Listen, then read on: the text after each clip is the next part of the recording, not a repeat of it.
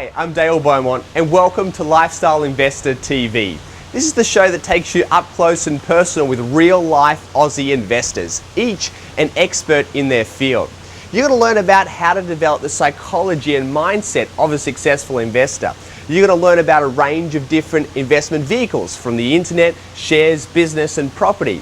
You're also going to learn about how to overcome challenges and adversity, how you can build financial success for you and your family, and most importantly, how you can have a great lifestyle and enjoy it with the people that you love. All that and more is coming your way, so please join us on this exciting journey.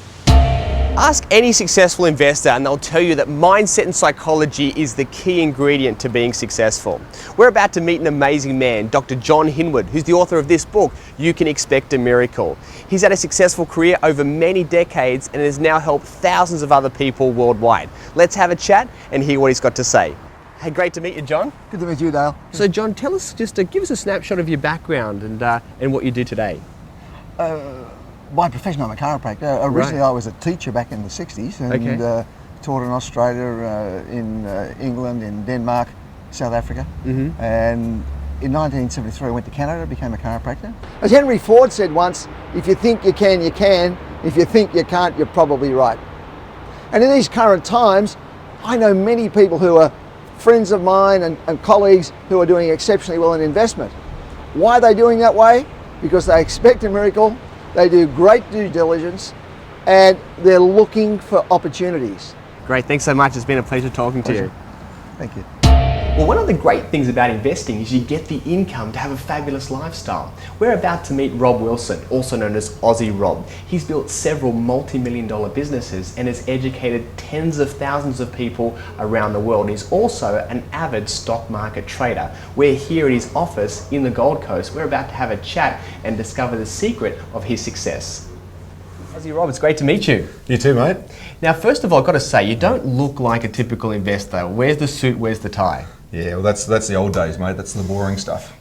It's really great to be able to be Aussie Rob and be a fun character and put a lot of fun. We put that fun through our whole organisation, where if we can get people to have fun and enjoy things, they learn more. I suppose it's really possible for anybody to become an investor despite their background or cultural upbringing. It really most is achievable. definitely. Most definitely. I started my financial career as a diesel mechanic.